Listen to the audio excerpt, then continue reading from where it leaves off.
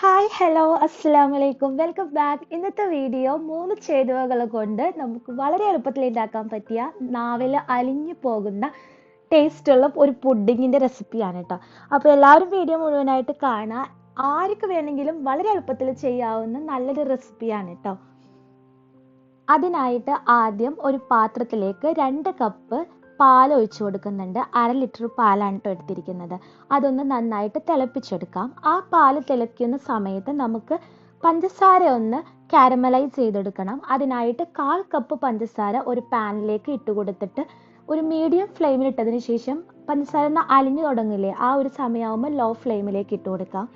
അങ്ങനെയാവുമ്പോൾ ഈ കളർ ഇങ്ങനെ ചേഞ്ചായി നന്നായിട്ട് കാരമലൈസ് ചെയ്ത് നമുക്ക് കിട്ടും. അപ്പോൾ നമ്മൾ പാല് അവിടെ തിളപ്പിക്കാൻ വെച്ചിട്ടുണ്ട് കേട്ടോ. ഈ ഒരു കളറാവുമ്പോൾ തിളച്ച പാല് ഈ കാരമലൈസ് ചെയ്ത ആ പഞ്ചസാരയുടെ മിക്സിലേക്ക് ഒഴിച്ചു കൊടുക്കുക. ആ സമയം പഞ്ചസാരയുടെ ഫ്ലെയിം ഉണ്ടല്ലോ അത് ഓഫായിട്ട് ഇട്ടിരിക്കണം കേട്ടോ, അല്ലെങ്കിൽ ഇങ്ങനെ പാല് പതച്ചു പൊന്തും. എന്നിട്ട് ഒന്ന് പാലിൻ്റെ ആ തിളയൊന്ന് നിന്ന് കഴിഞ്ഞ് കഴിഞ്ഞാൽ ബാക്കിയുള്ള പാലും കൂടി ഒഴിച്ചിട്ട് നന്നായിട്ടൊന്ന് തിളപ്പിച്ചെടുക്കാം. അപ്പോൾ ആ പഞ്ചസാരയിൽ കിടന്ന് പാല് നല്ല കളറായിട്ട് വരും. എന്നിട്ട് അതൊരു ഭാഗത്തേക്ക് മാറ്റി വെച്ചേക്കാം. പിന്നീട് ഒരു പാത്രത്തിലേക്ക് 2 കോഴിമുട്ട പൊട്ടിച്ചൊഴിച്ചു കൊടുക്കുന്നുണ്ട്. എന്നിട്ട് അതിലേക്ക് ഒരു 1/2 ടീസ്പൂണോളം വാനില എസെൻസ്, ആ മുട്ടയുടെ മണം ഒന്ന് മാറ്റാൻ വേണ്ടിയിട്ടാണ്, അത് ചേർത്ത് കൊടുത്തിട്ട് ഒരു വിസ്കോ അല്ലെങ്കിൽ ഒരു കയ്യിലോ വെച്ച് നന്നായിട്ടൊന്ന് അടിച്ചു കൊടുക്കാം. അപ്പോൾ മുട്ടയുടെ മിക്സ് നന്നായിട്ട് തന്നെ ആക്കിയെടുത്തിട്ടുണ്ട്. ഈ സമയം നമ്മൾ നേരത്തെ ആക്കി വെച്ച ആ പാലിൻ്റെ മിക്സ് ഉണ്ടല്ലോ, അത് ചൂടാറിയിട്ടൊന്നും ഉണ്ടാവില്ല, കുറച്ച് ചൂട് കുറവുണ്ടാവും. ആ സമയത്ത് നമ്മൾ ആ മുട്ടയുടെ മിക്സിലേക്ക് ഒഴിച്ചു കൊടുക്കുക. ഒഴിച്ചു കൊടുക്കുന്ന സമയം നന്നായിട്ട് വിസ്ക് കൊണ്ടൊന്ന് മിക്സ് ചെയ്യണം, അല്ലെങ്കിൽ മുട്ട ഒന്ന് വെന്തു പോകാൻ സാധ്യത. പിന്നീട് പുഡിങ് സെറ്റ് ചെയ്യാനുള്ള 3 ബൗൾ എടുത്തിട്ടുണ്ട്. എന്നിട്ട് ഒരു അരിപ്പയിലൂടെ അതൊന്ന് അരിച്ച് ഒഴിച്ചു കൊടുക്കാം കേട്ടോ. അപ്പോൾ ഇപ്പോൾ നമുക്ക് നല്ല ഒരു തിക്ക് കൺസിസ്റ്റൻസിയിൽ കിട്ടിയിട്ടുണ്ടാവും കേട്ടോ, കുറച്ചൊന്ന് തിക്കായിട്ടുണ്ടാവും. എന്നിട്ട് മുകളിൽ ഇങ്ങനെ ബബിൾസ് ഒക്കെ ഉണ്ടെങ്കിൽ അതൊക്കെ ഒന്ന് മാറ്റി കൊടുക്കാം.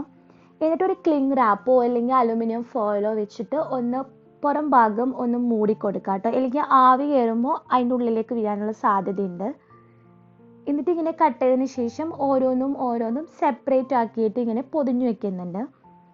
പിന്നീട് ഒരു പാൻ എടുത്തിട്ടുണ്ട് കേട്ടോ. ഈ 3 ബൗളും വെക്കാൻ പറ്റിയ ഒരു പാനാണ്.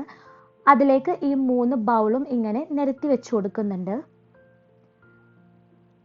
അപ്പോൾ ഈ സമയമാകുമ്പോൾ കുറച്ചധികം തന്നെ വെള്ളം നമുക്കൊന്ന് തിളപ്പിക്കാൻ വെച്ചേക്കണം കേട്ടോ.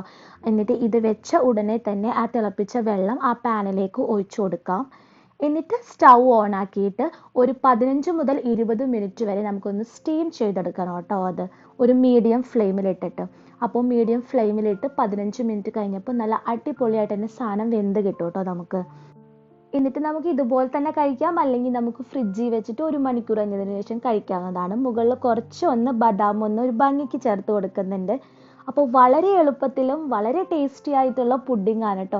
എല്ലാവരും ട്രൈ ചെയ്ത് നോക്കുക.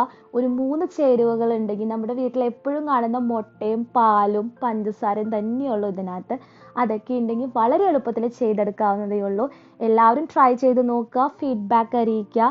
വീഡിയോ ഇഷ്ടപ്പെട്ടാൽ ലൈക്ക് ചെയ്യാനും ഷെയർ ചെയ്യാനും സബ്സ്ക്രൈബ് ആക്കാനൊന്നും മറക്കരുത്. അപ്പോൾ കണ്ടില്ലേ, ഇങ്ങനെ സ്പൂൺ കൊണ്ട് കോരുമ്പോൾ തന്നെ നല്ല സോഫ്റ്റ് ആയിട്ട് തന്നെ നമുക്ക് കിട്ടും. അപ്പോൾ എല്ലാവരും ട്രൈ ചെയ്യുമെന്ന് കരുതുന്നു. ഇന്നത്തെ വീഡിയോ ഇത്രയേ ഉള്ളൂ. അപ്പോൾ ഇൻഷാ അല്ലാഹ് ഇതുപോലുള്ള പുതിയ റെസിപ്പി വീഡിയോ ആയിട്ട് കാണുന്നത് വരെ താങ്ക് യു, ബൈ.